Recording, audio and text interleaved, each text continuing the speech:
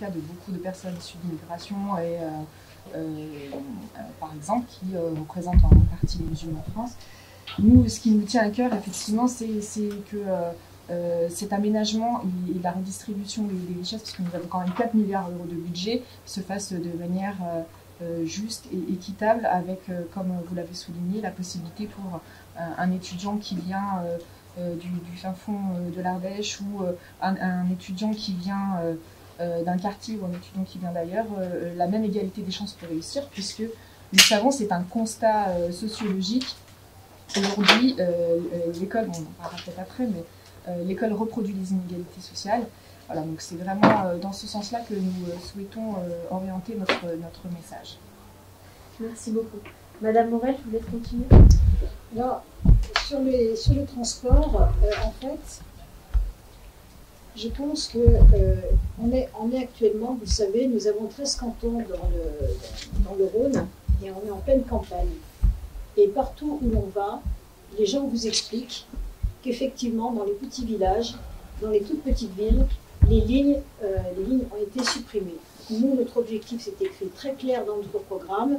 Nous voulons remettre à l'honneur donc des petites lignes ferroviaires. Il n'est pas normal que des parents soient obligés d'emmener effectivement leurs enfants en voiture à l'école ou d'être dans des galères pour se transporter. La région s'était d'ailleurs beaucoup désengagée là-dessus en se contentant, et ça remonte aussi du temps finalement des socialistes, d'avoir à offrir des permis de conduire. Et une fois qu'on a offert les permis de conduire, après, hop, débrouille-toi. Donc, nous, ce que nous voulons, c'est qu'effectivement, ne soient plus privilégiés les transports au niveau, par exemple, si on veut parler du Rhône, de l'agglomération. L'agglomération a quand même été bien dotée. Je rappelle aussi que le Citral, à une époque, début des années 2000, si vous vous souvenez, il y a eu le choix qui a été fait, pour ne parler que de nous, de 55 communes pour leur demander un choix stratégique. De deux choses l'une. On densifie l'agglomération ou alors on accepte l'étalement urbain. Et pour des raisons purement mercantiles et purement financières, il a été décidé de densifier les villes. Donc du coup, les transports en commun se sont concentrés effectivement sur les centres, là où effectivement il y a de l'activité, là où il y a de la demande, là où il y a de l'emploi, et au détriment finalement des petites communes. C'est quand même le budget le plus important de la région. Donc je pense que dans ce sens-là, en revoyant complètement la politique, on peut refaire autrement. Également, moi je pense qu'il y a une contradiction vraiment fondamentale que j'ai dénoncée depuis le début des années 2000. On décide des choses et en même temps la population veut autrement. Par exemple, dès l'année 2000, moi je le disais, j'étais en conseil municipal à Bron, je le disais, mais les gens, de toute façon, ne pourront plus à un moment donné se payer donc, les loyers sur l'agglomération, vont partir, c'est ce qu'ils font. Et en plus, maintenant, additionné au fait du Covid, les personnes qui veulent maintenant aller habiter en dehors de l'agglomération, par le télétravail qui le permet. Donc, de ce point de vue-là, il y a effectivement un décalage important, ils ne peuvent le faire que ceux qui ont des voitures. Donc là, il faut effectivement développer complètement, mais pas que le transport ferroviaire, également aussi le transport, peut-être des petites structures pour prendre les collégiens, pour les amener vers le... Il y a tout un réseau différent, puisque nous, de toute façon, notre volonté, c'est aussi de remettre à l'honneur toute la partie qui a été abandonnée ces dernières années, en tout cas pas du tout privilégiée, c'est-à-dire nos campagnes et nos petites communes. En même temps, je pense aussi que par ce décalage, pourquoi faut-il toujours se cantonner sur le conseil régional ou conseil départemental? Est-ce que ça ne serait pas plus logique par rapport à la population, par rapport aussi à l'effacement peut-être de tout ce millefeuille qui est incompréhensible, tellement il faut de succession d'accords pour arriver à faire quelque chose, surtout sur des grosses structures, d'avoir plutôt un conseiller territorial. Je pense qu'on est plus sur cette logique-là maintenant aujourd'hui qui répondra à la proximité avec les habitants et en même temps aussi la simplification de bien des choses, de l'efficacité dans le travail. Voilà. Ça, c'est une idée que nous avons aussi. Il y a vraiment un réel besoin aussi, parlant de l'aménagement du territoire, du développement du réseau fibre. Parce que là aussi, pareil, dans les petites campagnes reculées, pour peu que les enfants, 2-3 personnes soient obligés de se servir d'Internet, il n'y a pas de possibilité, pas de capacité, c'est lourd, c'est faut ramer, donc c'est déjà pas normal. Il y a aussi un énorme besoin de relocalisation industrielle. Ça, ce sera vraiment une de nos priorités, vraiment faire des zones de repeuplement industriel. Et puis bien sûr, quand on parle tout à l'heure, quelqu'un a abordé le problème de l'eau. Personne ne s'inquiète justement au niveau de l'eau qui descend des collines et qui vont aller dans les fleuves. Et ensuite, après, il faut avoir toutes des installations pour aller chercher l'eau, pour la faire revenir. Les paysans demandent, les agriculteurs qui ont toutes les années de la sécheresse, demandent à ce qu'on leur apporte de l'irrigation, qu'on leur apporte des systèmes. Ça, au niveau de l'aménagement du territoire, c'est complètement fondamental. Et nous, on s'intéressera à cette question. Merci beaucoup. Madame Amidouche, à vous. Non, c'est pas Madame Amidouche, c'est Madame Bouzerba. Madame Bouhami. Non, c'est Madame Amidouche. Il faut suivre, hein. Il faut suivre, là. Alors moi je vais parler d'abord du transport, le réseau ferroviaire, hein, c'est 200 000 voyageurs, c'est 1500 trains, 600 cars, 338 gares. Donc on a une dégradation au niveau des RER, hein, avec une insécurité montante, hein, on en a parlé tout à l'heure. Donc c'est encore des emplois qui sont encore en possibilité d'être créés. Ensuite, je voudrais, ce qui serait bien, c'est de remettre en place des lignes qui ont été supprimées. Je veux notamment faire référence à une ligne... je ne sais plus comment on s'appelle d'ailleurs, où il n'y avait que 30 personnes qui prenaient le train, et que du coup on a annulé, qu'il faudrait remettre en place. On a des possibilités de création de gares, sachant que la création d'une gare, c'est aussi la création d'emplois. On a des restaurations, on a des commerces à proximité, ça crée un échange. Je parle au niveau du tourisme, on a des endroits où il y a des spas, mais pas de train qui y conduit. Malheureusement, on a des talents dans des pays, excusez-moi, on a des talents et des opportunités dans des lieux, mais qui ne sont pas malheureusement servis par les TER. Voilà.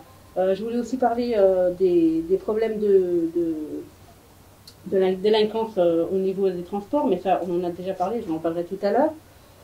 Au niveau des aménagements, je pense qu'il faut créer au niveau de la voirie des parkings vélos. On parle des transports en commun, des TER, au niveau écologique, ça a quand même un impact.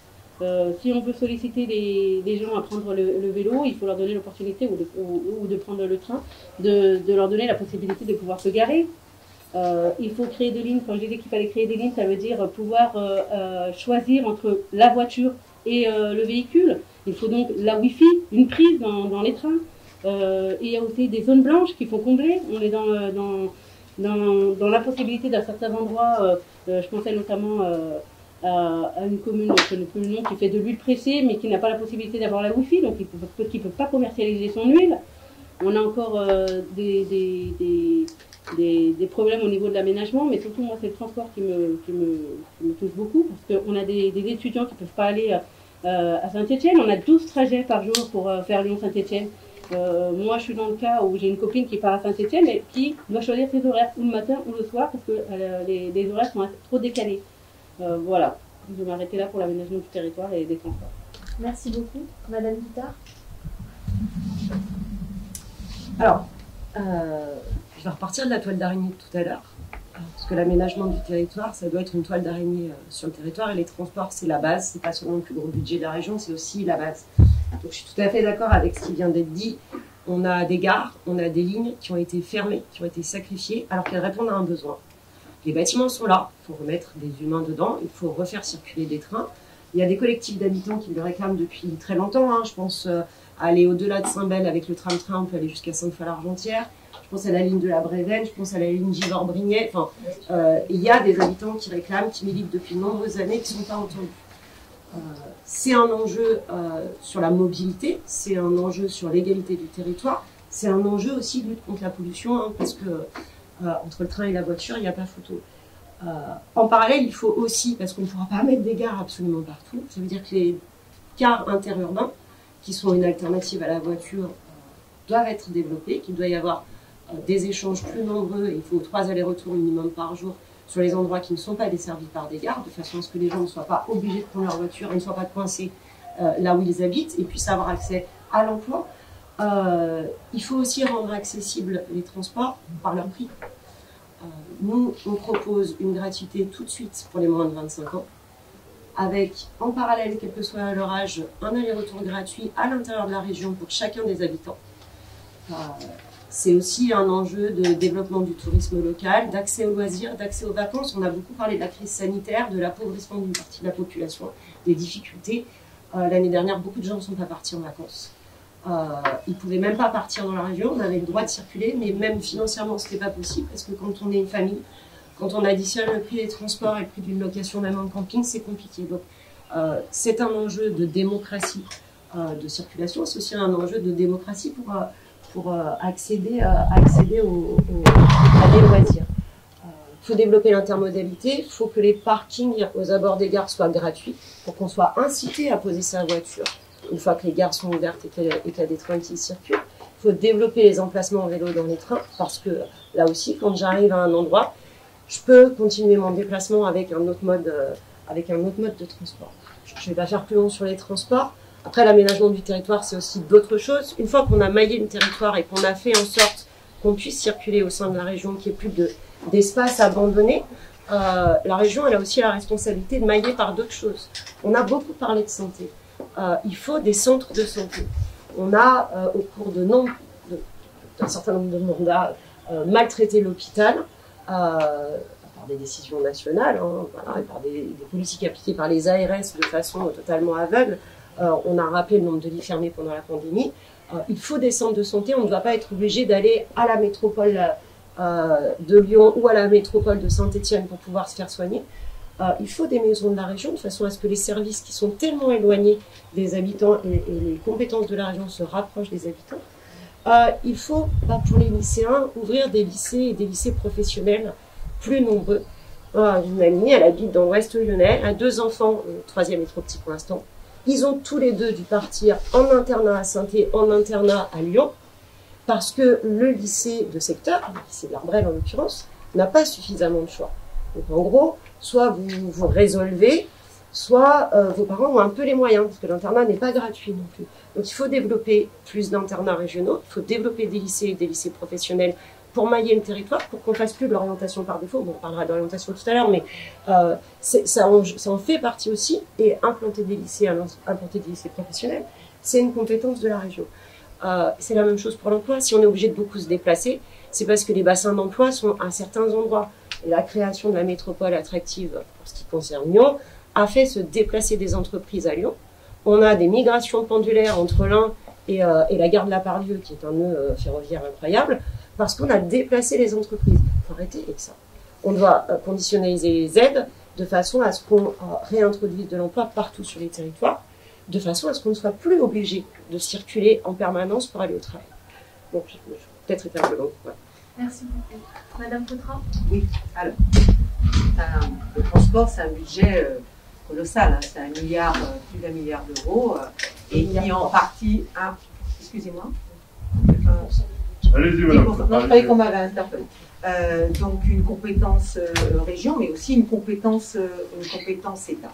Alors, on va parler du passé et aussi du futur, hein, puisque quand nous sommes arrivés à la gouvernance de cette région, pas grand-chose avait été engagé.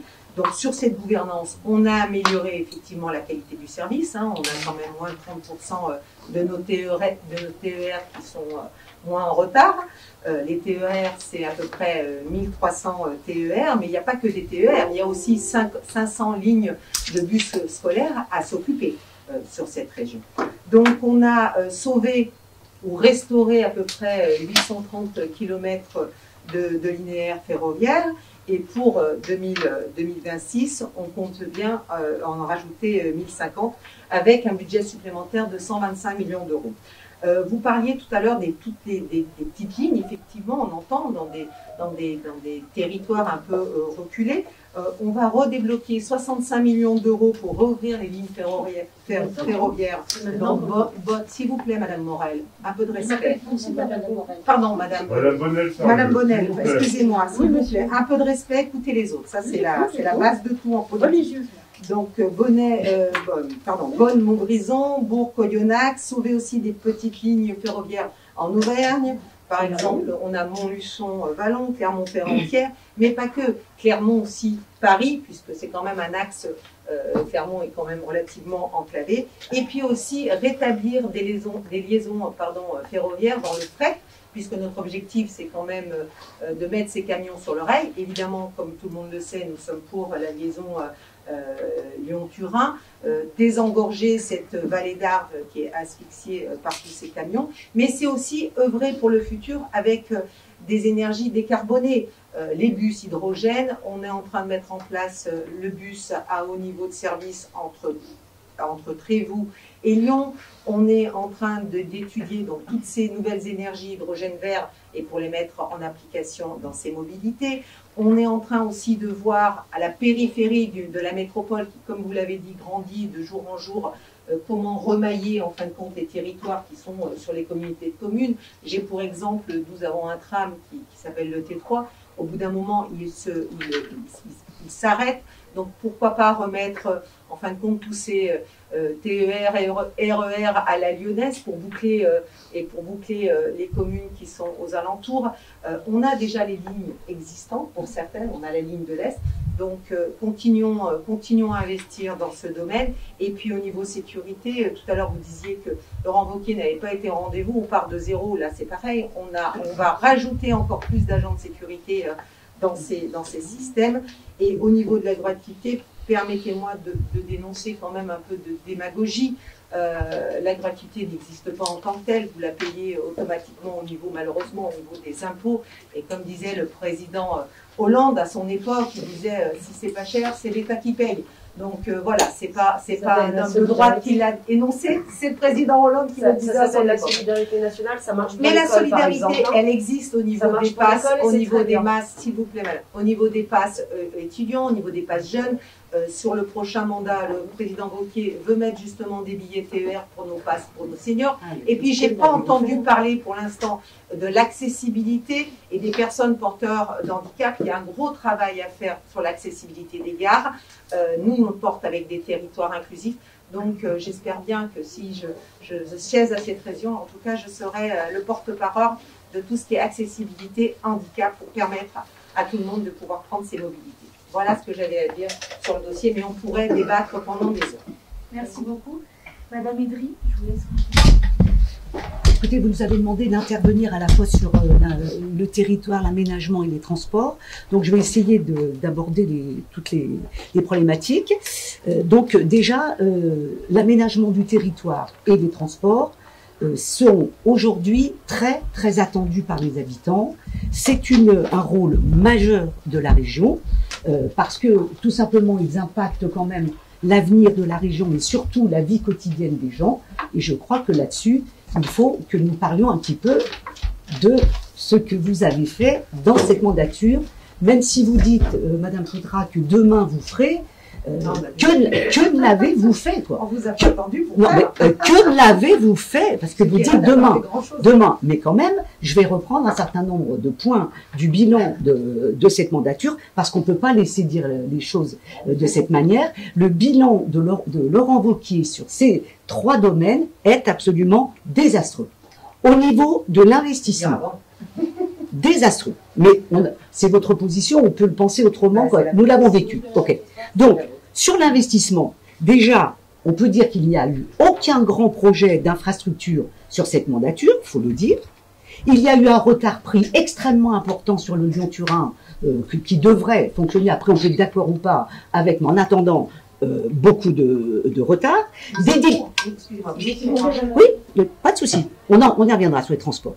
La baisse des budgets de manière drastique, 0,3% de diminution du budget de l'investissement, fin des soutiens aux agences d'urbanisme, suppression des contrats territoriaux, 40% de moins du fonds d'aménagement territorial et moins 21% de l'aménagement du territoire.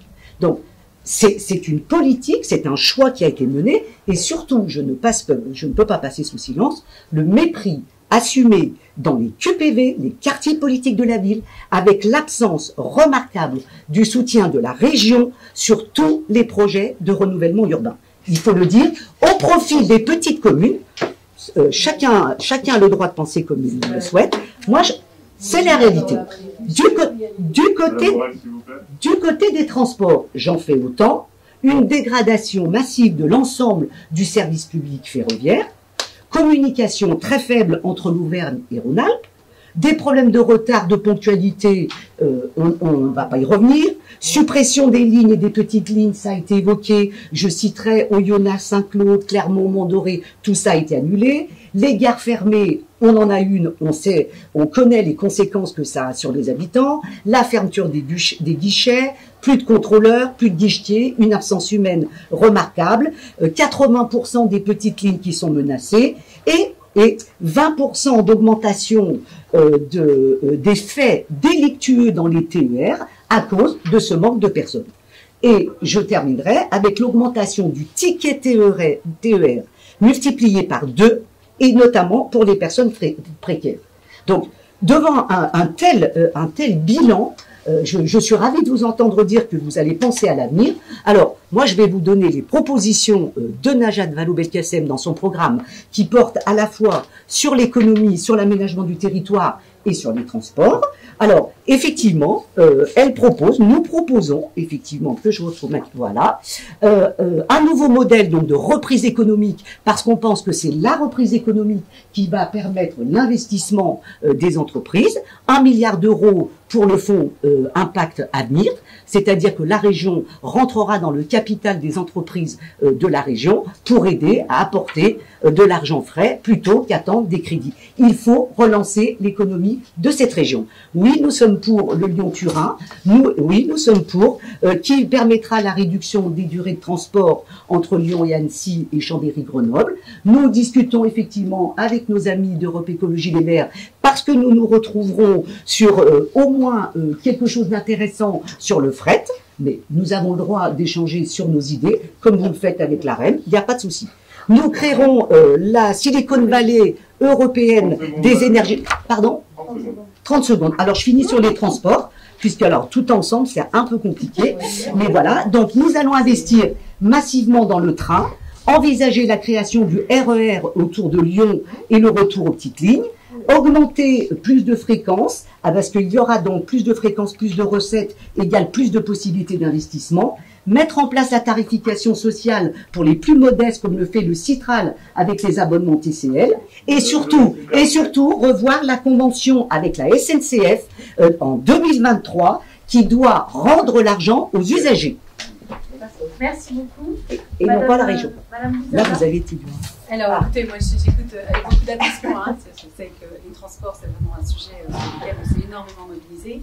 D'abord, vous dire qu'il y a un événement qui est intervenu il n'y a pas très longtemps, c'est une loi, la loi mobilité, qui donne à la région aujourd'hui une compétence bien plus importante qu'elle ne l'avait avant.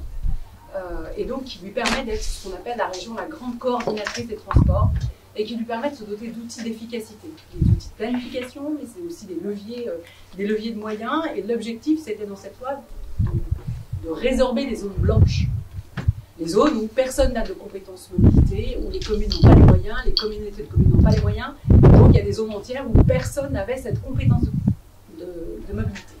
Et donc cette loi, c'est une affirmation forte. Elle a eu aussi un impact sur les transports, parce que quand on parle de transport, on parle de transport du quotidien. Moi, j'ai entendu qu'il fallait créer des nouvelles gares. Avant de créer des nouvelles gares, déjà, il faut rouvrir celles qui sont ouvertes. Sur la seule métropole, on en a 35. 35 sur des lignes qui sont efficaces, il y en a un sans fond.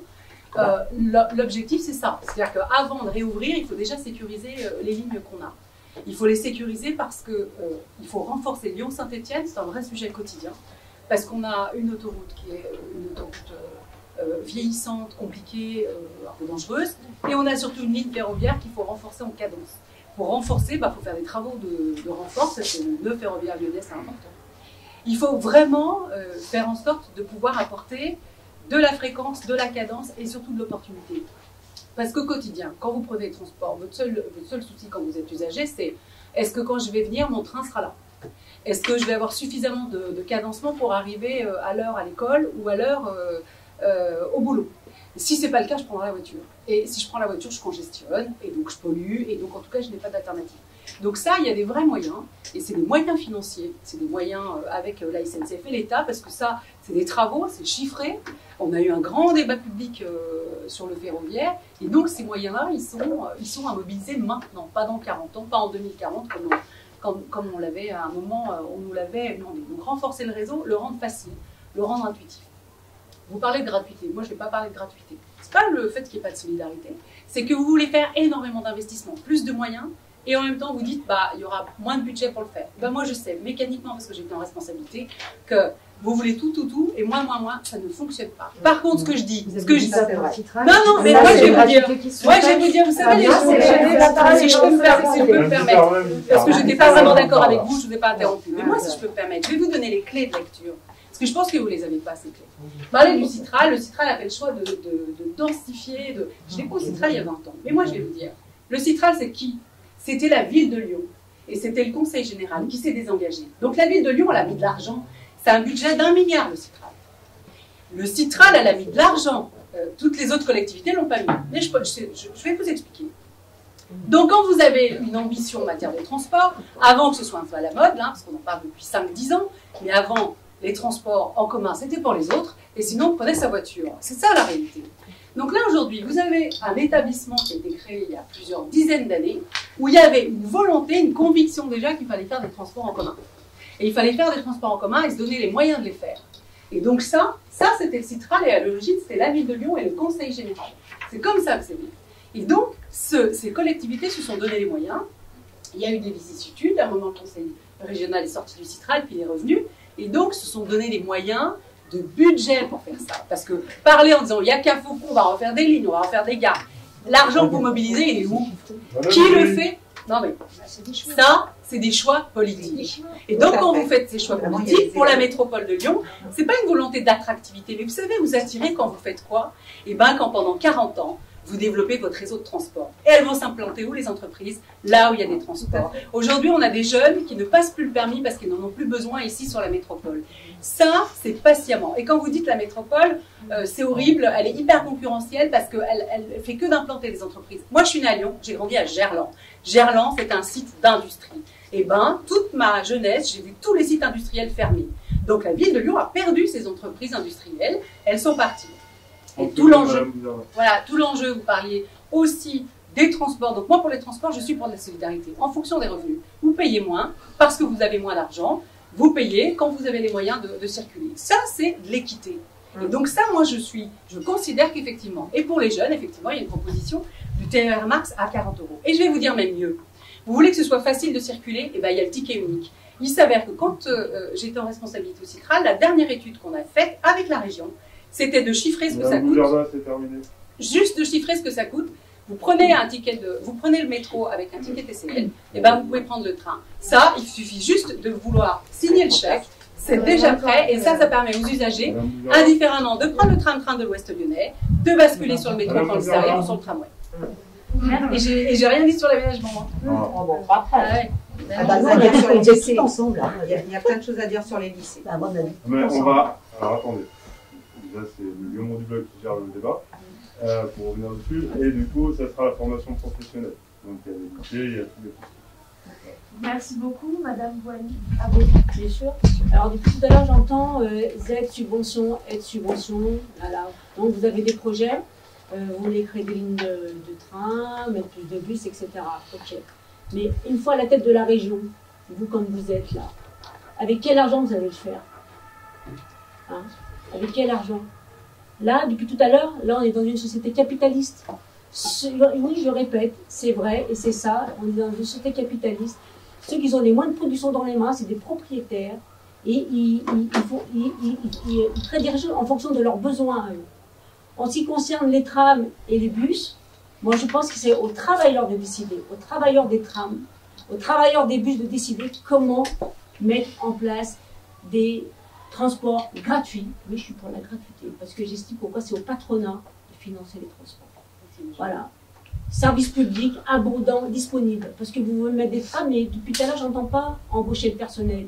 Hein, depuis des années, tous comme vous êtes, la droite, la gauche, même les écolos, ils étaient au gouvernement pendant des années.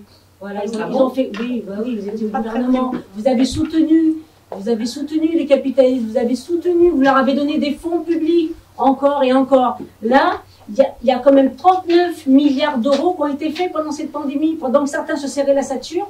Eh ben, n'empêche que les profits ont augmenté. Est-ce que vous arrivez à la région, est-ce que vous allez prendre sur les profits? Est-ce que vous allez contraindre les capitalistes à payer la crise? Est-ce que vous allez contraindre les actionnaires à payer cette crise? Eh ben, moi, je crois pas. C'est pour ça que moi, la seule solution dans cette société, quels que soient les transports, l'eau, l'écologie, même aménagement du territoire, parce que c'est pareil, l'aménagement du territoire, c'est qui a les mains? C'est le BTP. C'est qui? C'est Bouygues, c'est Vinci, c'est des gros trusts. En plus, qui bénéficient des subventions de l'État. Ils n'en ont pas besoin, ils sont riches à milliards. Et ben moi, je pense que pour le BTP, c'est pareil. C'est les travailleurs du BTP qui doivent décider, contrôler. Eux, ils peuvent le faire. Et ça, personne ne l'entend autour de cette table aujourd'hui. Je ne l'ai pas entendu une fois. Et les TCL, c'est Keolis. C'est une filiale SNCF. Eh ben, oui, il y a des problèmes dans les transports, oui, des problèmes d'incivilité. Moi, quand j'étais petite, ils étaient nombreux dans les bus. Il y avait un qui conduisait et un autre qui donnait, les tickets. Je me rappelle très bien, j'ai vécu à Lyon.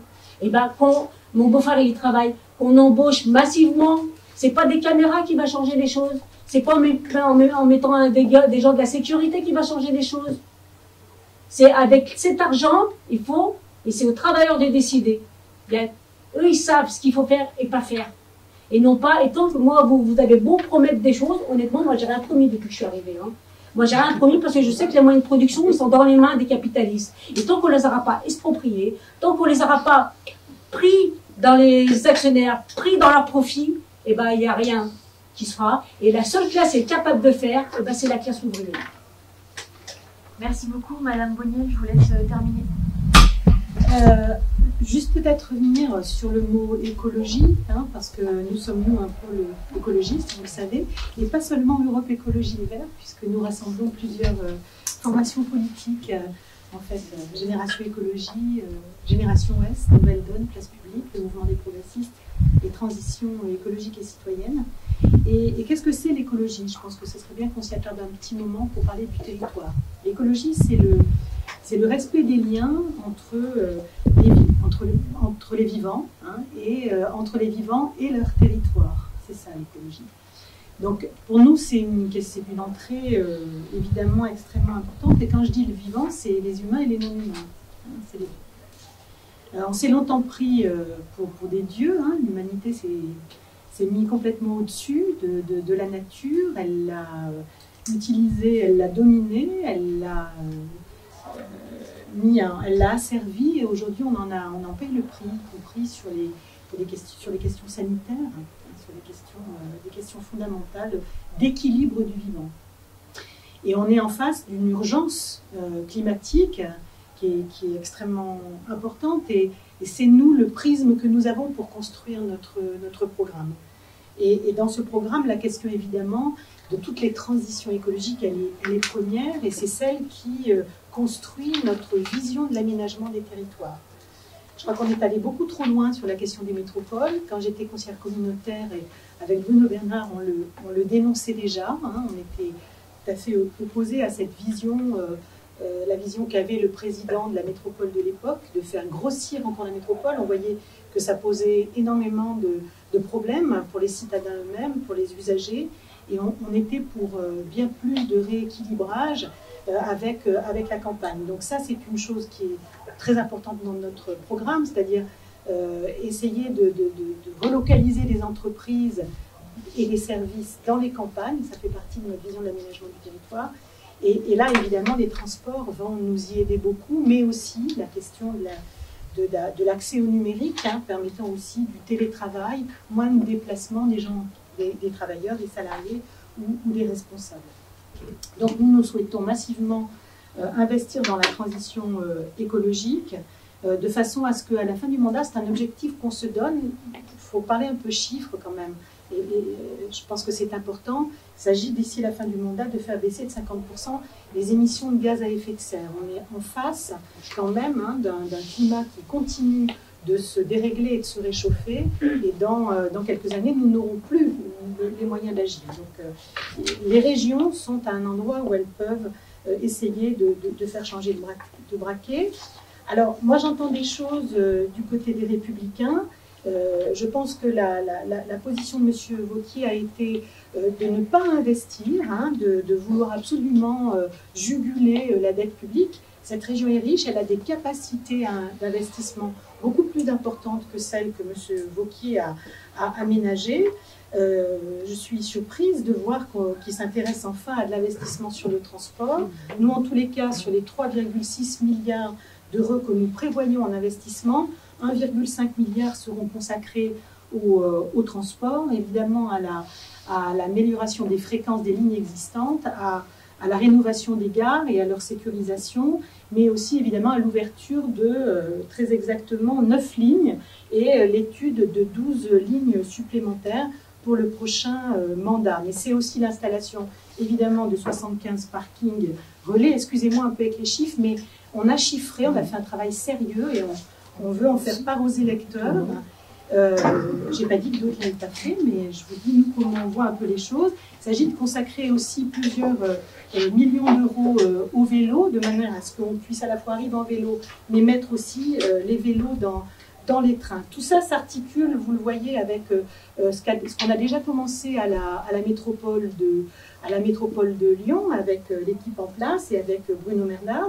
Et d'ailleurs, c'est très étrange, mais la région, en ce moment, ne veut pas dialoguer avec la métropole. Donc, c'est un peu dommage, hein, parce que nous, on aimerait pouvoir articuler et coordonner, notamment avec la zone de faible émission de gaz à effet de serre, la délibération qui a été prise par la métropole et qui permet justement de baisser les pollutions dans cette métropole qui nous est chère. Voilà un peu notre idée, rééquilibrer ville-campagne, aider les initiatives effectivement dans les campagnes de manière à pouvoir désengorger les villes. Merci.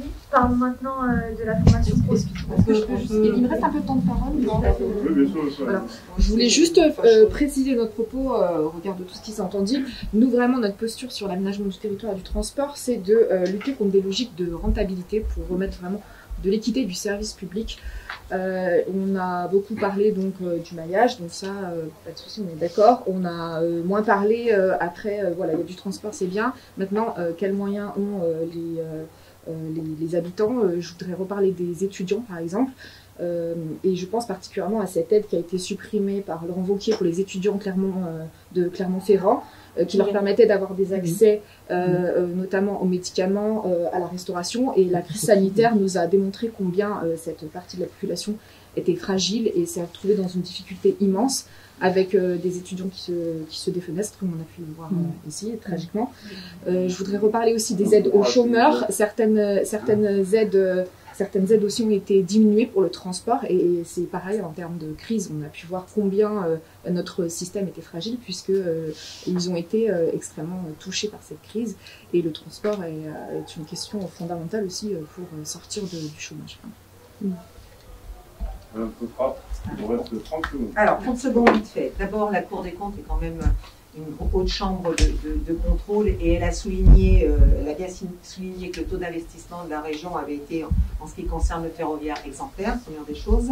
Deuxièmement, les QPV ne sont pas de compétence régionale. Après, je ne peux pas vous laisser dire que c'est la faute de Laurent Wauquiez si des étudiants se défenestrent. Et puis pour terminer, l'écologie n'appartient à aucun parti. L'écologie est une responsabilité et c'est une responsabilité qui nous appartient pour laisser à nos enfants et aux futures générations un monde meilleur. Donc à ce niveau-là, on y contribue. Voilà, c'est terminé. Impeccable. En faisant la RN 88. Madame Bonnet, Charles, pardon. pas du tout ça. Excusez-moi. Vous êtes indiscipliné. J'ai pas pu m'en empêcher sur la RN 88. Moi, je voulais juste signaler qu'entre 2015 et fin 2019, c'est quand même environ 10% des liaisons ferroviaires qui ont été fermées. La relance des petites lignes ferroviaires, ces lignes conservent 500 km de réseau et un plan de relance annoncé en janvier sur les 2 prochaines années, un budget de 130 millions d'euros. Il y a des lignes qui ont été fermées depuis 5 ans, j'en ai parlé tout à l'heure, je ne trouvais pas le nom, en fait c'est le tronçon Boën-Cher avec 30 personnes qui sont dans l'impossibilité de se déplacer. On n'a pas trouvé d'alternative jusque-là. Clermont-Ferrand, Lyon, qui passait par Boën-sur-Lignon, dans la Loire, Cher. Et je voulais signaler aussi qu'il y a des associations privées qui sont mises en place. D'ailleurs, je ne sais pas si vous êtes au courant, le Rail Scoop, je ne sais pas si vous connaissez. C'est une société, merci. une société qui veut rouvrir de petites lignes inexploitées, qui demande une licence financière pour faire des liaisons pour fret fin 2020 et vont ouvrir des liaisons pour Lyon-Bordeaux pour 2022. Donc on a des opportunités, on a des alternatives et il y a des associations qui mettent en place des choses pour contrer ces problématiques. On n'a pas parlé aussi des aménagements des universités, j'ai pensé tout à l'heure. On a des universités qui sont dans des états dramatiques, avec des manques de bureaux. Il y a des universitaires qui s'assoient dans les escaliers pour faire les cours. On a juste à passer avec des tramways ou des bus pour voir l'état des façades des universités qui ne nous met pas, malheureusement en faveur. Voilà, sinon je voulais parler aussi des lycées. Effectivement, on construit beaucoup en ce moment. Malheureusement, on n'a pas vu... merci. On construit beaucoup, mais on a une population qui augmente, mais pas assez de lycées. Donc il faudrait peut-être à des endroits pouvoir désenclaver et créer des lycées à des endroits appropriés par rapport aux différentes populations qui augmentent. Voilà, merci. Madame Boisy. Oui, alors sur le lycée du territoire, là, de toute façon, c'est toujours des subventions, on revient toujours pareil. Hein. Voilà, pour la N88, il n'y avait pas besoin d'argent public. Hein. En tout cas, Vinci et Bouygues, les grosses entreprises bourgeoises du BTP n'ont pas besoin d'argent public pour faire ça. Il faut qu'elles prennent sur ses produits. Madame Bonnel, c'est pareil, ça va pas aller, ça. Là, ça m'a coupé la chienne. Excusez-moi. C'est pas respecté. Ouais, je vous ai jamais coupé la parole. Excusez-moi, alors, donc, là, on revient toujours au même. C'est des subventions encore aux capitalistes. Sauf qu'il faudrait que les travailleurs ils mettent le nez dans les affaires. Il faut qu'ils mettent le nez dans les comptes pour savoir où va l'argent, etc. Il faut qu'ils contrôlent aussi. Hein, parce que les bourgeois, les gros capitalistes n'ont pas besoin d'argent public. Ils peuvent le financer eux-mêmes. Et seuls les travailleurs peuvent le faire par leur contrôle. Madame Guita, vous avez une minute si vous le souhaitez. Oui, alors peut-être une petite réaction. J'ai commencé à le faire tout à l'heure. Hein. Madame Bouzardin, on sait que vous êtes contre la gratuité. Vous avez, avant les élections métropolitaines, fait en sorte de commander une étude qui montrait que la gratuité, ce n'était pas possible au Citral. Donc voilà, on le sait. Je ne suis pas contre la gratuité. Très clairement, on comprend bien que vous ne l'étiez pas pour le Citral, vous ne l'êtes pas pour le TER. En revanche, le Citral montre que c'est possible et qu'on peut prendre des décisions politiques. C'est une question de choix, c'est une question de où on oriente l'argent. Il est fort heureux que l'école soit gratuite pour tout le monde, qu'on soit riche ou qu'on soit pauvre, et qu'on n'ait pas accès à l'école en fonction de nos moyens. La question est comment on finance. Bien sûr, oui, comment on finance les investissements, comment on décide, comment on réoriente les versements de transport, comment on demande, et on l'a dit tout à l'heure, des moyens qui viennent de l'État pour répondre aux besoins. Donc voilà, c'est une question de choix, c'est vraiment une question de choix. Moi, je veux juste répondre que pour la gratuité, justement, vous étiez pour la gratuité avant les élections. Et vous l'êtes plus. Vous avez juste fait un tarif. Non. Alors, mais là, vous avez juste fait un petit tarif d'étudiants. C'est tout. Non, mais c'est important de le dire. Vous l'avez pas fait. Vous l'avez promis. Vous l'avez pas fait. Déjà, on va être très clair. Parce que vous n'avez pas les moyens de la faire. Non, parce qu'il y a des débats au sein. Alors, on va être clair, parce qu'il y a des débats au sein de la majorité.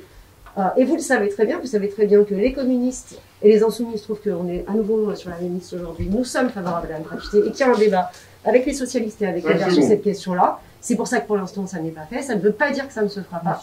Voilà. Et c'est pas, vous ne ferez pas d'investissement. C'est pas une question. On peut pas poser les deux. C'est terminé. Mesdames, s'il vous plaît. 300 millions de moins, c'est 2 lignes de tramway. C'est tout. Un peu de retenue, s'il vous plaît. Donc, parlons maintenant de la formation professionnelle, qui est le budget le plus important de la région après les transports. Donc, 809 millions d'euros qui ont été consacrés en 2020, donc, ce qui représente, d'après Mediapart, 3,2% du budget de la région.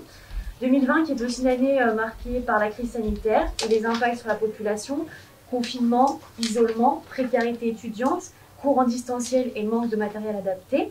Par exemple, un élève de BTS dans les métiers du bâtiment qui veut devenir conducteur de travaux, comment on l'accompagne au niveau régional, notamment pour une alternance et l'obtention d'un DUT, comment on accompagne ces jeunes dans leur orientation, avec quels acteurs économiques et sociaux, et par quels moyens de levier financier au niveau européen, comment on met en corrélation également tous ces partenaires.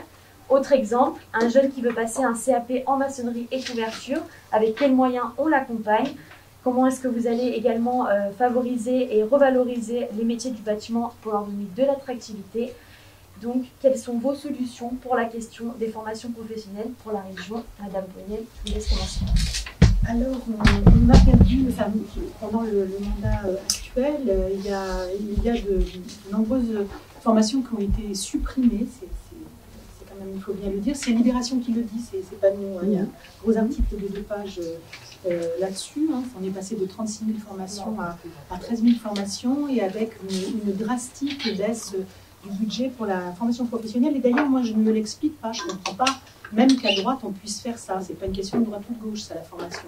Puisque la formation, c'est ce qui va, à un moment donné, aider l'insertion professionnelle. Et je ne m'explique pas du tout ces choix qui ont été faits par le président actuel. Alors nous souhaitons... nous sommes en face aujourd'hui d'une crise majeure, puisque on est en face de 700 000 demandeurs d'emploi et 200 000 salariés qui sont dans des situations précaires. Il faut complètement rebooster les budgets de la formation professionnelle. Donc on a prévu d'y mettre 50 millions de plus par an, hein, de manière à pouvoir, en dialogue avec les secteurs, vous évoquez le bâtiment, mais ça peut être aussi d'autres secteurs, la restauration, la rénovation énergétique, il y a différents secteurs, et donc en dialogue avec les filières, remettre en route des formations, alors pas seulement dans une politique adéquationniste, bien sûr qu'il y a des poches d'emploi et qu'il faut pouvoir former des personnes qui vont pouvoir ensuite se positionner sur ces emplois, mais chacun doit pouvoir aussi choisir sa vie. Et pour ça, il faut avoir un service de l'orientation qui, du coup, donne dans les lycées, dans l'enseignement supérieur, dans les centres d'apprentissage, dans les lycées professionnels. Il faut qu'on puisse pouvoir, à un moment donné, en toute connaissance de cause, faire le choix de son orientation et que ça ne soit pas simplement dicté par le grand capital, par les entreprises, hein, mais bien qu'à un moment donné, ce soit des choix donc c'est à la fois un accompagnement individuel et des formations collectives. Nous faisons le calcul que 80% des métiers de 2030 n'existent pas. Donc il faut massivement, comme le recommande d'ailleurs l'Union européenne, hein, et comme le permet le Fonds social européen en articulation avec les fonds de la région, il faut inventer les métiers de demain. Donc ça demande de rebooster complètement, hein, le service de formation professionnelle, hein, et de pouvoir imaginer des formations qui n'ont pas été du tout imaginées pendant ce mandat. Alors sur des filières en plus qui sont des filières urgentes pour nous, notamment toutes celles qui vont favoriser la transition écologique, on prévoit de rénover 500 000 logements en rénovation énergétique. On va manquer de personnes qui sont en capacité de le faire dans les entreprises, donc il faut pouvoir les former. C'est vrai des emplois verts, mais c'est vrai d'autres filières, par exemple sanitaire et sociale. On a vu à quel point on avait du personnel qui manquait pendant cette crise. On sait qu'aujourd'hui, la ville de Lyon veut embaucher des auxiliaires de crèche et qu'elle ne trouve pas de personnes formées et disponibles pour le faire. Donc là, la région, elle a abandonné en fait, hein, une compétence qui est au cœur voilà, de ses capacités à agir. C'est très étonnant. Et évidemment, ça s'articule avec une politique économique. Cette politique économique que nous souhaitons, là aussi, nous avons essayé de chiffrer tout ça en voyant comment, en appuyant sur certaines filières, les énergies renouvelables, l'économie sociale et solidaire, les filières sanitaires et sociales, l'agroalimentation, tout ça nous permettrait de créer et de consolider 100 000 emplois d'ici la fin du mandat. Pour créer et consolider ces emplois, on a besoin d'une formation professionnelle, mais qui démarre, je dirais, dès l'orientation au lycée, hein, et dès les capacités qu'offrent les centres de formation à partir du secondaire. Donc voilà un peu comment nous voyons les choses. Merci beaucoup. Madame Bouhani, je vous laisse continuer. Oui, bien sûr. Honnêtement, dans cette société, franchement, c'est quoi l'avenir pour la jeunesse? Honnêtement, c'est quoi qu'ils attendent pour cette société? C'est le chômage, la précarité, les petits boulots. Il n'y a pas d'avenir dans cette société. Là, depuis tout à l'heure, vous dites encore, il faut créer de l'emploi, on va prendre des subventions publiques, etc. Encore et toujours, il n'y a pas d'autres moyens pour faire ce genre de choses, hein? Pour prendre sur les profits. Encore une fois, je le redis, tant que cette société, elle est basée sur le profit individuel, tant qu'il y a une minorité qui s'accroît des richesses d'une majorité, eh ben on s'en sortira pas comme ça. C'est pour ça que moi, je mets ma confiance dans les travailleurs, dans ces travailleurs à l'éducation nationale, les travailleurs qui travaillent dans les transports, les travailleurs qui travaillent dans le BTP. Eux, ils savent ce qu'il faut faire. C'est eux, ils savent. Voilà. Hein, c'est comme Sanofi, 12 milliards d'euros de bénéfices, plus 340%. Voilà. Hein, donc il y a de quoi embaucher largement. Et il fait quoi Sanofi? Il supprime 400 postes. C'est pour ça que vous vendez tous du rêve. Vous vendez tous du rêve. Pendant les élections, tout le monde fait des promesses. C'est pour ça que nous, on n'en fait pas. Parce qu'on sait très bien comment elle fonctionne la société.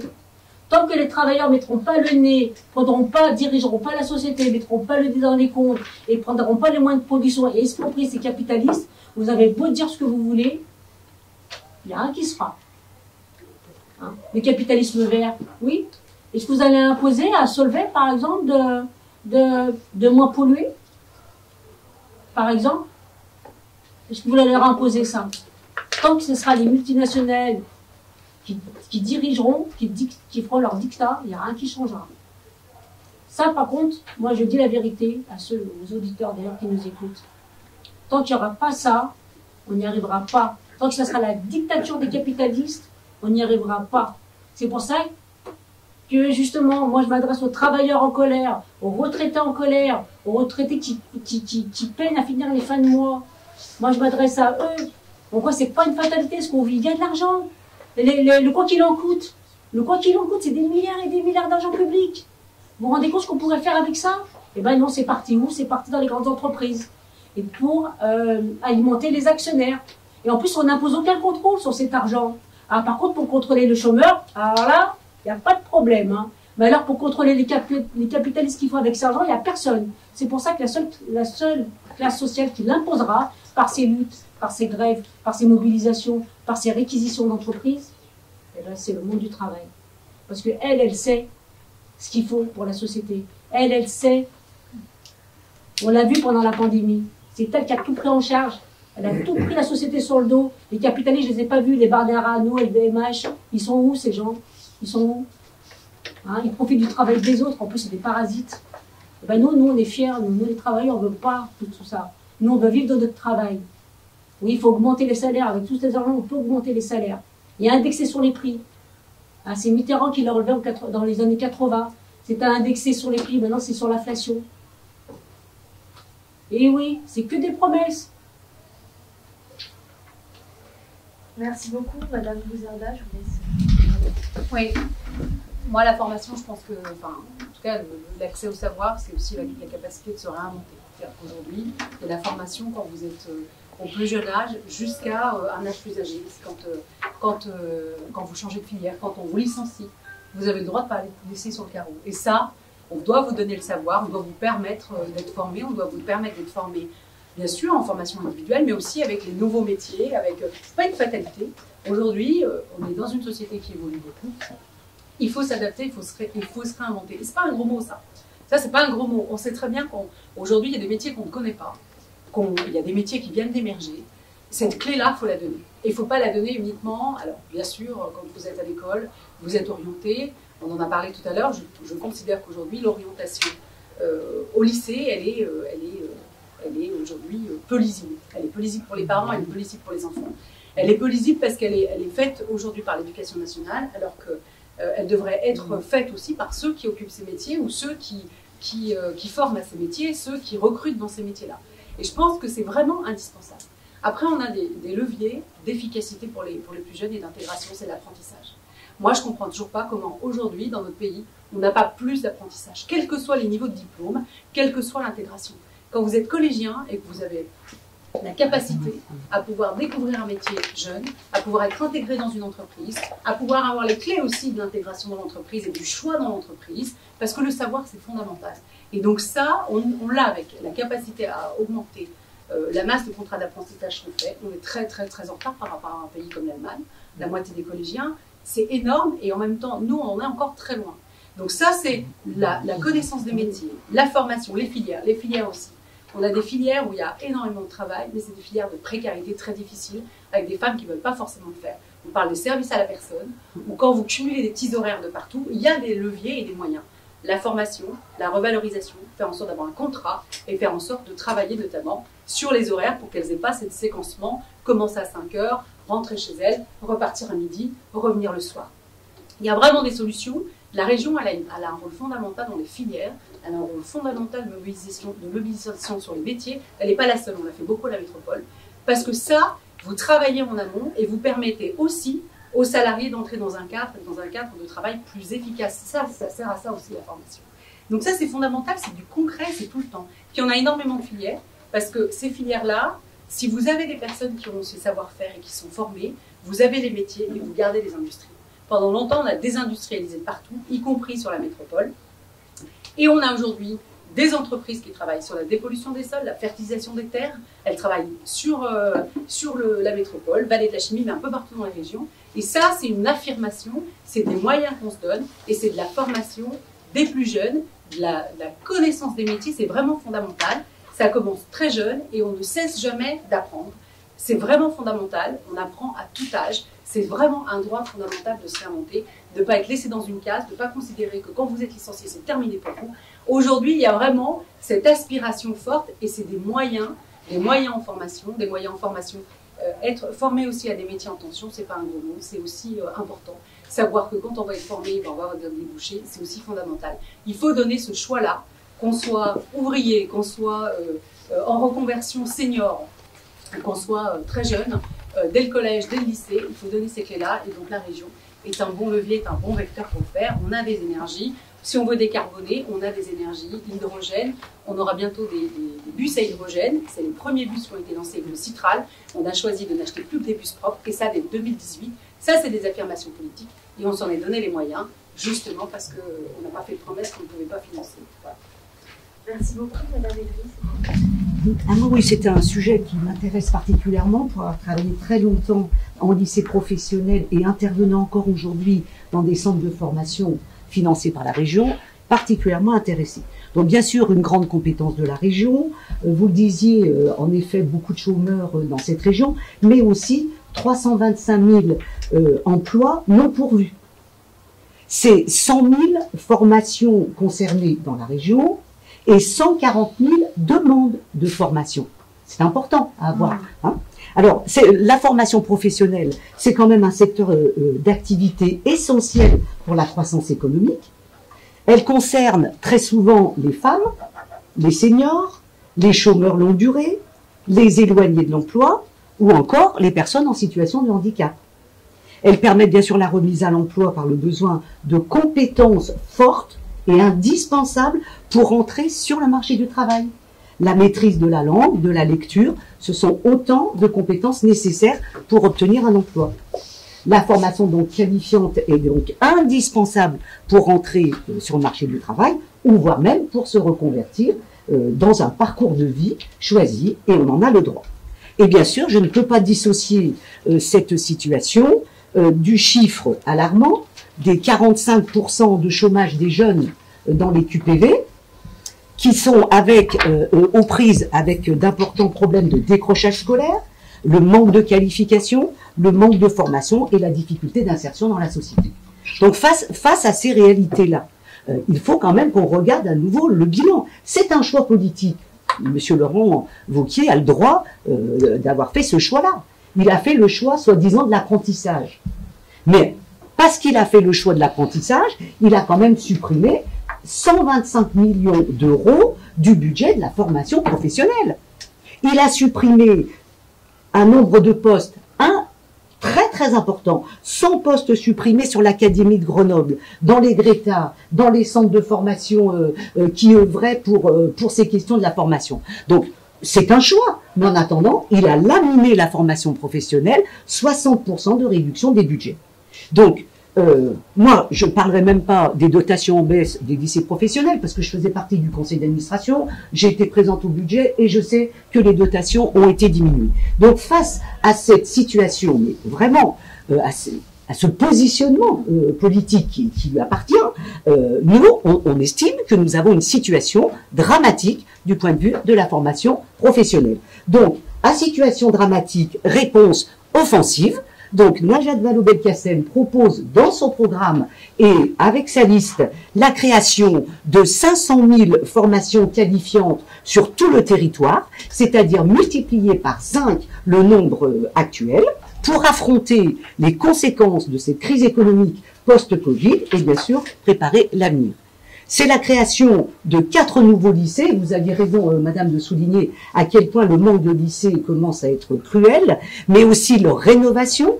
On propose de rénover 38 lycées sur l'ensemble et bien sûr les campus universitaires. Je passe sur l'état des campus universitaires. Le service public qu'il faut absolument créer dans l'aide à la réussite scolaire. Et ça, c'est important d'accompagner, notamment sur Parcoursup, qui devient quelque chose d'insupportable pour les jeunes. Il faut les accompagner pour mieux comprendre et accompagner à l'orientation. Et ça peut être une compétence de la région dans le cadre de la formation professionnelle, si on en fait le choix. Augmentation, alors en plus, augmentation quand même de 30% des bourses sanitaires et sociales. Et j'en veux pour preuve, pour avoir formé de nombreuses futures aides-soignantes, quand même, la région a diminué le taux des bourses de tous les étudiants qui entraient à l'école d'infirmière ou dans les écoles d'aides-soignantes, alors même que nous savons que ce sont demain les métiers d'avenir où il y a de l'emploi et où il faut développer tous ces services à la personne. On n'a pas compris ce choix non plus. Aujourd'hui, les jeunes galèrent pour financer des formations d'aides-soignantes à plus de 3 000 € par an. Et bien ça y est. Donc je termine simplement en disant notre liste et Najat Vallaud-Belkacem a une ambition, mais vraiment pour tous les jeunes, une ambition de l'excellence pour tous et notamment à travers la formation et l'éducation. Je vous remercie. Merci beaucoup, Madame Fautra. Écoutez, ça tombe bien, vous parliez de Madame Vallaud-Belkacem, je vais reprendre un peu l'histoire parce que les faits sont têtus. À l'époque, elle était en charge quand même de l'éducation nationale, elle nous a plombé quand même tous nos budgets communaux avec sa fameuse réforme de rythme scolaire. Donc si ces initiatives prennent autant de réussite à la région, eh bien, écoutez, on sera toujours là pour les dénoncer. Alors, il faut quand même reprendre à la base, les communes, c'est les écoles, la métropole, c'est les collèges. D'ailleurs, je vous invite à accompagner en plan Marshall au niveau de nos collèges, parce qu'ils sont dans un état pitoyable.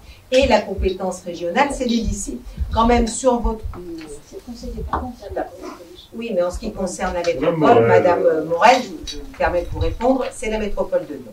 Donc les lycées, sur le mandat de M. Kéran, il y a eu une création de lycée en 1992 qui était celui de Gerland. Dès que M. Wauquiez est arrivé à la gouvernance de cette région, il a fait un énorme plan Marshall, il a rénové 13 lycées. Là, sur le mandat qui va arriver, il y a 16 nouveaux lycées qui vont quand même être construits et même ouverts. On a Mézieux, à côté de Dessines-Charpieu, et franchement, ça va nous soulager au niveau du bassin de vie. Clermont-Ferrand, Amberieu-en-Bugey, Meximieux, Bourg-en-Chablais, Pays de Gex. Donc vous voyez bien que la politique au niveau de l'éducation est très importante. Pour anecdote, c'est là où on apprend toutes les préfectures de notre région. Et pour rappel, Moulins, je crois que c'est bien dans l'Allier, hein, si je ne m'abuse. C'est important d'avoir ces notions, surtout quand on veut diriger une région. Après, au niveau de la formation professionnelle, oui, c'est un choix assumé. Nous avons préféré mettre 70% de contrats d'apprentissage de plus parce que dans nos valeurs, c'est servir, protéger et transmettre. Donc, la transmission est très, très importante. Si c'est pour subventionner des formations, entre guillemets, parking qui ne sont absolument pas qualifiantes, c'est pas la peine de mettre de l'argent public qui ne servira à rien. Donc, sur ce mandat, nous accompagnons effectivement le mérite et non pas l'assistanat. Ça passe par des écoles de la deuxième chance, ça passe par les apprentis d'Auteuil, ça passe par des créations de campus numériques, ce qui a été fait à la place de l'ancienne région à Charbonnières, pour objectif aussi, pour le prochain mandat, créer un campus en lien avec toutes les nouvelles technologies, aéronautiques. Pour rappel, la métropole de Lyon a enlevé toutes les subventions à la French Tech, on peut que le déplorer. Et puis aussi, ça passe effectivement, et là je vous rejoins, par l'effort fait au niveau de tout ce qui est aide à la personne, aussi bien au niveau des seniors qu'aussi au niveau du portage de repas à domicile, au niveau des hôpitaux, enfin dans la formation d'infirmières, aides-soignantes et bien d'autres, petite enfance, hôtellerie. Là, les efforts seront bien mis en place. Donc vous voyez bien, seront mises en place, madame. On l'a déjà fait par le passé. Et puis, pour rappel, quand même, c'est une région qui est la meilleure région de France au niveau de sa gestion. Hein, il y a eu 980 millions d'euros d'économies, et ça, il faut le souligner. Et nous sommes nous sommes tenus de quand même soutenir toutes ces belles entreprises, que ce soit dans le domaine de la santé, pour créer des emplois, puisque c'est un cercle vertueux. Qui dit entreprise, qui dit soutien, dit emploi, dit formation et dit apprentissage. On est là pour transmettre. Voilà ce que j'avais à dire. Et au niveau des énergies décarbonées, effectivement, les enjeux de demain seront aussi dans l'hydrogène, dans l'agronomie, et poussons ces filières d'excellence pour faire en sorte de créer un monde meilleur, Madame Bonnel. Voilà. Ah non, moi c'est Boniel Chalvet. J'ai dit Madame Boniel. Ah, excusez-moi. Oh là là, on va y arriver. C'est Boniel. Pardon, excusez-moi. Je vous demande... Pardon. Merci beaucoup, Madame Guittard. C'est à vous. Bon, la formation professionnelle, c'est tout au long de la vie. Et puis ça permettrait à Madame Fautra, par exemple, de savoir que les listes de départements et de préfectures, ça fait belle lurette que c'est plus au programme d'aucune école et d'aucun collège. Voilà. Non, en fait, une chose importante, c'est quand même de pouvoir apprendre à chercher l'information dont on a besoin et faire en sorte que l'école, que ce soit la primaire, le collège, le lycée et ensuite, nous apprennent à trouver l'information, à pouvoir aller de l'avant et si on a un léger doute, à ouvrir les livres qui nous permettront de trouver les réponses. Aujourd'hui, j'entends que la région, elle donne la chance à l'alternance. Alors moi, il se trouve que mon métier, c'est travailler à l'orientation des élèves, voilà, dans les quartiers politiques de la ville, puisque je travaille à Vaux-en-Velin et à Villeurbanne-Saint-Jean. Donc voilà, les questions qu'on est en train d'aborder, moi, c'est mon quotidien. Et du coup, le site de la région, sur lequel il devrait y avoir plein de choses pour aider les jeunes, je le pratique beaucoup, tous les jours. Qu'est-ce que je constate? L'alternance telle qu'elle est proposée. Elle est proposée non pas au service de l'apprentissage des élèves, mais au service de l'entreprise, en utilité immédiate et pas pensée pour l'avenir. Elle n'est pas pensée pour construire les métiers de demain et elle n'est pas pensée pour transmettre le savoir. Un alternant, normalement, il mixe la transmission d'un savoir, de préférence de quelqu'un qui a travaillé de nombreuses années et qui a tout un savoir immatériel à transmettre et qu'on ne peut pas avoir à l'école parce que les enseignants, quand bien même souvent en LP, les enseignants sont d'anciens travailleurs qui se sont réorientés pour aller faire autre chose et transmettre leur savoir, mais il y a un besoin d'alternance, oui, à tous les niveaux. Aujourd'hui, la région, c'est pas ce qu'elle fait. Aujourd'hui, la région, elle répond à des annonces d'emploi. Elle répond pas aux besoins d'apprendre des élèves. Ensuite, si on va sur ce site, c'est formidable. Moi, j'oriente des élèves de fin de collège. Ils veulent aller en alternance. Alors, du coup, la région nous renvoie formidablement sur le site de la CMA. Alors, le site de la CMA, je vous invite à aller voir, c'est bien compliqué. Ou sur le site de Pôle emploi. Alors, essayez de créer un dossier Pôle emploi pour accéder aux annonces d'alternance quand vous avez moins de 16 ans. C'est pas possible. Donc, l'aide, elle n'existe pas. Moi, je pense que la région, elle donne des aides financières à des entreprises. Elle doit travailler à ce qu'il y ait un vrai pacte entre les entreprises qui sont aidées de formation et d'offres de formation pour les jeunes. Ça veut dire que si on aide une petite entreprise, elle s'engage à prendre X stagiaires de lycée, de LP qui sont non rémunérés. Si on aide un peu plus une plus grosse entreprise avec plus de moyens, elle s'engage à prendre des stages longs, y compris des stages de BTS, d'IUT. Moi, j'ai un fils qui galère depuis 3 ans à trouver ses stages de fin d'année. Alors, c'est compliqué. La région l'a pas tellement aidé. Hein. Enfin, voilà. Donc, et puis, si les aides sont plus grosses, s'engager à prendre des apprentis, que ce soit des apprentis pour CAP, pour Bac Pro, mais aussi des apprentis pour BTS, pour IT, etc. On doit investir dans les métiers de demain. On doit investir dans la réindustrialisation et la relocalisation de l'emploi. On doit penser pour dans 30 ans et pas pour la semaine prochaine. Après, juste très rapidement, je rejoins ce qui a été dit sur les formations sanitaires et sociales. Aujourd'hui, à tous les échelons là aussi, hein, sur la petite enfance, il y a tellement peu de place en lycée pro petite enfance. Les jeunes qui veulent faire ça, filles et garçons, parce que j'ai entendu les filles, mais en fait, les garçons aussi veulent faire ça, ils peuvent pas. Il faut avoir des notes de fou tellement c'est embouteillé. Voilà, parce que en réalité aujourd'hui, si on veut aller faire une filière pro, c'est bien plus compliqué que d'aller faire un lycée général, tellement il n'y a pas de place et tellement on ne répond pas aux besoins. On a dévalorisé la formation professionnelle pendant très longtemps et aujourd'hui, on se rend compte qu'on manque de gens formés, qu'on manque de formation adaptée, mais on rouvre pas plus de place. Donc ça, c'est essentiel si on veut travailler à l'emploi maintenant, à la formation maintenant et à la formation tout au long de la vie. La formation, ça ne s'arrête pas une fois qu'on a eu nos diplômes.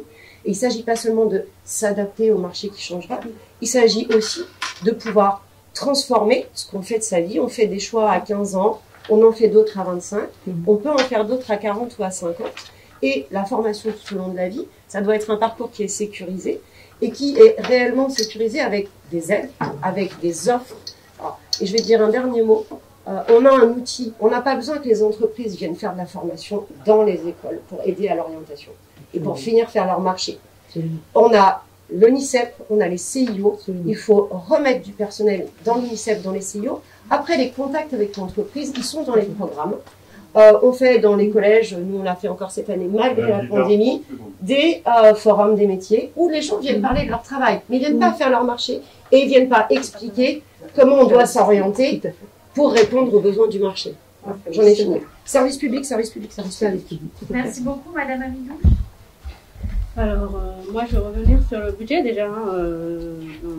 On est passé de 315 millions à 117 millions, donc un tiers du budget des formations qui a été supprimé. Il faut aussi le dire, c'est des chiffres qui sont dramatiques avec la crise qu'on a subie. La question des formations, alors elle est cruciale, excusez-moi. Des usines qui ont viré à tout va malgré des aides de l'État, sans contrepartie malheureusement. Ils ont viré, d'ailleurs je sais que Vauquier a fait une... Monsieur Vauquier, excusez-moi. Oui, je vous en prie, j'ai compris, merci. A fait un cadeau à GL Events de 800 000 euros. Ah bon? Oui. Ils reçoivent des aides publiques, mais malheureusement on n'a pas de contrepartie. Le problème il est là. On vire même, et le problème il est là aussi, on aide des entreprises qui virent. Alors là, on marche à l'envers. Ces formations, c'est aussi l'alternative d'une reconversion professionnelle. Lorsque dans les entreprises qui ferment, il faut faire des formations adaptées. C'est triste à dire, mais on est dans une situation où on pourrait créer tellement d'emplois au niveau économique, sanitaire, bâtiment. On parle de chômage qui n'arrive plus à croissance. Il faudrait les réorienter, les qualifier et ainsi leur donner le plus de chances de trouver ou de retrouver un emploi. Des formations qui n'aboutissent pas sur une demande, il faut cibler les formations. Des étudiants, des lycéens qui, lors de décrochage scolaire, avaient encore l'opportunité de retrouver le chemin du travail. D'où l'importance des formations. Alors comme vous voyez là, c'était pas le moment peut-être de supprimer un tiers du budget des formations, mais au contraire l'augmenter. Le problème pour trouver des alternances, des stages, dès le collège, moi je suis confrontée avec ma fille, on est déjà dans l'incapacité de trouver un stage d'observation. Donc comment vous voulez qu'on trouve des alternances? J'ai des jeunes qui cherchent des alternances dans l'électricité, impossible. On est dans l'impossibilité de trouver des stages même en électricité, des bases. Oh là là, nous on est vraiment dans la difficulté à ce niveau-là. Les alternances de fin de collège, c'est Merci. Il y a des entreprises qui embauchent au niveau du numérique. Il faudrait ouvrir des formations parce qu'il y a des entreprises qui embauchent au niveau du numérique, dans le soin et d'autres. Un point important au niveau des conditions professionnelles des femmes. La formation est une possibilité d'augmenter des compétences et donc d'arriver à des postes clés pour elles. On a des personnes âgées qui sont de plus en plus dans la précarité. Ils doivent se réinventer et se former pour être adaptés aux conditions du travail. Les contrats d'apprentissage, les orientations, il faudrait dans les collèges peut-être des journées métiers, je ne sais pas moi, peut-être une journée dans le trimestre où ils vont goûter au BTP. Moi j'ai fait des formations au niveau du soudage, soudeur pardon. On peut trouver des métiers du BTP qui plaisent à nos jeunes, mais quand ils ne sont pas au courant, qu'ils ne savent pas qu'il y a des formations, qu'il y a des métiers qu'ils ne vont pas toucher, ils ne peuvent pas être au courant. Il faudrait essayer de mettre un peu plus en avant les Greta, les CERTA, mettre peut-être des journées d'initiation à des métiers du bâtiment. On manque cruellement de personnes dans le bâtiment ou dans le métier du social. Donc voilà, au niveau des métiers du numérique aussi. Voilà, donc on propose des formations mais qu'on n'arrive pas aussi à cibler. Voilà, c'est tout, merci. Merci beaucoup, Madame Mondet. Je trouve d'abord que ce débat, là, il est très très riche de réflexion et d'enseignement. Si ça avait été des hommes qui avaient été invités, je pense que ce serait déjà échappé depuis un bon moment. Nous sommes calmes, c'est bien. C'est vrai. Ouais. Ça, c'est vrai. Donc, de fait, c'est vrai que, comme vous le disiez, après le passage de Madame Valérie Belkacem à l'éducation, c'est vrai qu'il y a eu quand même du mal de fait. Mais par contre, je pense qu'au niveau de la région, malgré tout, il faut dire les choses comme elles sont, pour être honnête, au niveau de la répartition des formations qui ont été proposées tout au long de ces dernières années, y compris d'ailleurs lors de la mandature de M. Guéran, il y a quand même un sacré ménage à faire. On ne peut pas quand même promettre non plus à des personnes qui ont une coiffeuse pour devenir dactylo et lui promettre qu'elle va trouver du travail. Donc ça, il faut arrêter ça. Et il faut remettre les choses un peu plus sur la réalité. En même temps, si on se plaint bien sûr de manque de formation et de manque de travail, il faut commencer par le commencement. Et il faudrait qu'il y ait déjà une grande politique nationale et gouvernementale de réindustrialisation, ce qui n'est pas du tout dans la volonté du gouvernement actuel. Mais par contre, c'est vrai que la région peut y participer pour avoir accompagner vraiment un réel protectionnisme, et j'ose le mot, industriel de notre économie. Bon, à partir de là, bien sûr, après, il faut former les jeunes, formation initiale, et puis bien sûr, formation continue, mais on a 4 minutes, donc il faut un petit peu tout mélanger. Donc, après ce ménage de fait, je pense aussi que c'est quand même les chambres consulaires qui devraient plus avoir leur mot à dire chaque année pour avoir à définir sur le court terme, parce qu'en fait, la formation, c'est du court terme, du moyen terme et du long terme. Vous l'avez tout à peu près dit. Bon, donc sur le court terme, ce sont les chambres consulaires qui doivent définir toutes les années quels sont les besoins réels et d'avoir à orienter peut-être urgemment certaines filières de formation plutôt que d'autres. Et puis aussi, nous, on a cette volonté de vouloir tout axer, enfin en partie, sur les futurs métiers. Ça aussi, ça a été dit. Il va y avoir notamment la montagne, les métiers d'hiver, avec la neige, c'est quelque chose qui va finir par finir, si je puis dire, par manque de neige. Donc la montagne verte, il y a tout un tas de métiers qu'il va falloir développer là-dessus. Bien sûr, l'industrie du futur. Et puis l'énergie. Actuellement, vous voyez, nous ne sommes pas du tout évidemment sur les éoliennes, qui est un contresens écologique absolument phénoménal. Par contre, sur le photovoltaïque. Or, on n'arrive pas à trouver justement des formations et des personnes pour se former à cette énergie-là, qui est quand même assez conséquente, et puis évidemment sur l'agriculture. On a aussi, parce que vous avez dit qu'il y a 60% de métiers qui vont disparaître. Ça sera sur le long terme. Mais parlons par contre du court et du moyen terme. Je voudrais vous citer une anecdote. Il y a eu à peu près une trentaine d'années, Creusot-Loire avait licencié ses contremaîtres qui avaient 55 ans, 60 ans, enfin 55 ans surtout. C'était la grande mode de licencier les personnes dans les cinquantenaires. Et ils se sont aperçus au bout de très peu de temps que finalement ces savoir-faire, notamment sur le collage des métaux, les jeunes qui les ont remplacés n'avaient pas cette formation-là. Ils ont été obligés d'aller rechercher finalement les contremaîtres pour former les jeunes qui les ont remplacés. Donc on a l'idée, nous aussi, de vouloir, entre autres, ça ne définit pas tout, parce que nous sommes très portés, et là-dessus je soutiens complètement Madame Bouzerda qui a bien dit les choses, les métiers du savoir-faire, de l'apprentissage, et d'avoir à peut-être aider des petites et moyennes entreprises qui n'ont peut-être pas les moyens d'avoir à recruter le jeune, a priori en amont, bien en amont, sur certains savoir-faire très pointus, du personnel, et la personne en question deviendra tuteur jusqu'à sa retraite pour avoir à former correctement ces personnes sur plusieurs années. Je pense que la région, elle a véritablement un rôle à jouer dans ce sens-là. Donc nous sommes aussi très, très intéressés parce que nous pensons qu'il y a plus finalement d'apprentis, j'ai bientôt fini, que plutôt de formation en global. Je pense aussi que sur le métier de l'aide à domicile, qui est un petit peu quand même plus le contexte du département, malgré tout, je pense que la région devrait aussi s'y intéresser, parce que franchement, c'est des métiers galères, pourtant on en a tant besoin, et ils sont payés quand même à coup de lance-pierre. Là, je vais rejoindre quand même notre collègue. Madame Morel, c'est terminé. Voilà. Merci beaucoup, Madame Pétain, je vous laisse conclure. D'accord. Alors, sur la question des lycées, plusieurs choses. Pour nous, le leitmotiv, c'est vraiment de remettre l'égalité des chances au cœur des mesures à prendre pour la région, notamment sur le lycée. Je suis assez choquée d'entendre, et je suis étonnée que personne ne vous prenne n'ait réagi. Je suis assez choquée de vous entendre, Madame Fautra, parler de mérite et d'opposer cela à l'assistanat. Pour moi, c'est travail. Je vais y venir, je vais vous expliquer pourquoi ça me choque. Pourquoi ça me choque? Parce que, comme je l'ai dit tout à l'heure, c'est un constat sociologique. Aujourd'hui, l'école de la République française reproduit les inégalités sociales.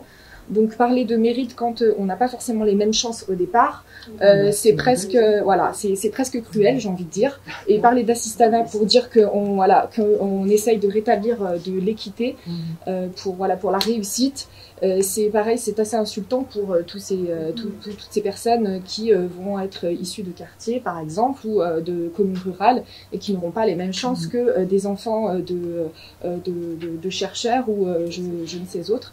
Voilà. Donc pour nous, le premier constat qu'on a pu faire, puisque par exemple ma sœur est professeure de philosophie en lycée, donc j'ai pu le voir de très près, c'est que la crise a révélé certaines fragilités comme l'accès au numérique. Et nous avons bien vu que la continuité pédagogique pendant la crise a été très compliquée. Donc nous souhaitons vraiment qu'il y ait un réinvestissement dans le numérique pour que les lycéens et les lycées soient pourvus comme le sont certaines universités et qu'on puisse correctement faire cours, ne serait-ce que cela. Ensuite, sur l'égalité des chances aussi, nous souhaitons que certains lycées soient rénovés, puisque c'est pas tous les lycées ne sont pas au même niveau. Deuxième chose, nous avons aussi à cœur de lutter contre l'orientation subie. Parce que voilà, c'est un constat aussi que l'on fait. Aujourd'hui, il faudrait que l'orientation puisse être un choix plein des familles et en connaissance de cause.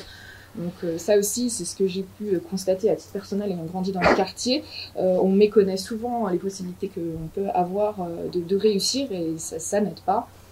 Dans ce sens-là, nous souhaitons aussi que les élèves, les lycéens puissent un peu mieux connaître le monde professionnel. J'ai été manager pendant de nombreuses années et je recrutais des jeunes qui souvent étaient très jeunes et sans formation, et j'ai pu mesurer l'écart qu'il y avait entre ce qu'ils vivaient et leur manière d'apprendre le monde du travail et sa réalité. Et ça, c'est un vrai problème pour eux, ça les met en échec durablement dans le monde du travail. Donc nous souhaitons, nous, que l'entrepreneuriat soit valorisé dans les écoles, qu'il puisse être formé aussi au monde économique et professionnel.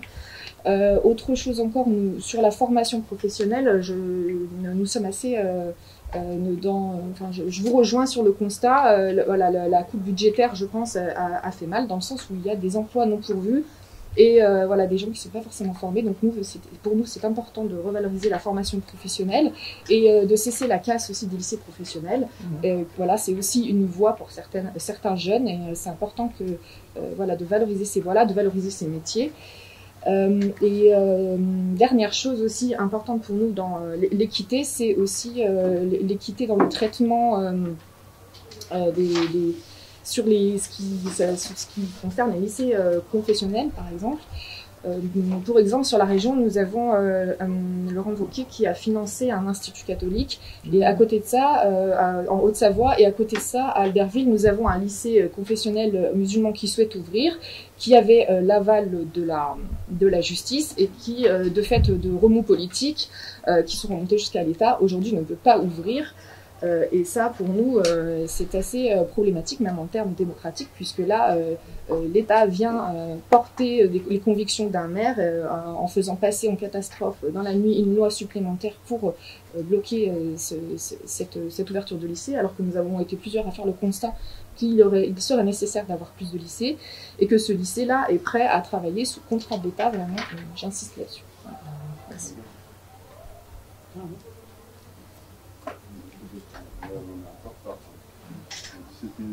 Quelqu'un veut ajouter oui, moi, oui, ce que j'ai entendu, alors il faut arrêter d'opposer les entreprises et les alternants.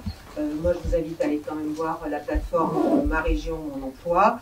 Le forum des métiers, on a toujours fait des forums de métiers dans toutes les communes de France et de Navarre.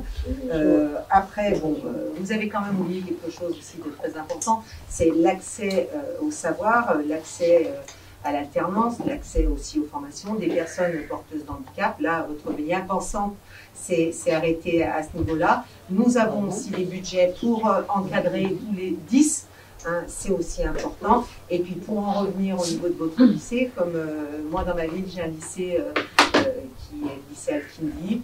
Ma foi, il chemine, il fait son petit bout de chemin. Par contre, nous, on est contre tout ce qui concerne l'entre-soi et le communautarisme. On est dans une république, elle est laïque, et nous portons les valeurs de cette république, excusez-moi, avec un enseignement des plus laïques, justement, pour pas fractionner. Cette société qui est déjà bien fractionnée, nous devons faire corps et nous devons faire Madame Nation. Donc ça, il est essentiel. Est-ce que vous allez arrêter de donner des subventions au lycée privé? Nous, lycée catholique, au lycée... Non, moi j'adore. Nous donnons les subventions en lien avec les règles de notre République et de l'État. Contrat sous contrat. Donc à partir de là... Est-ce que je peux répondre là-dessus? 15 secondes, madame Peter. 15 secondes, d'accord, très bien. Alors pour nous, le communautarisme, c'est l'entre-soi plutôt des élites, voilà. Mais pour nous, la laïcité, c'est pas le déni de la foi ou des orientations religieuses des individus, c'est plutôt le vivre ensemble. Et le vivre ensemble, c'est notamment voilà, la possibilité de pouvoir avoir des lycées confessionnels ou non, et voilà, ça ne nous empêchera pas de vivre ensemble, au contraire, puisque le vivre ensemble, je le connais de toute ma vie, voilà.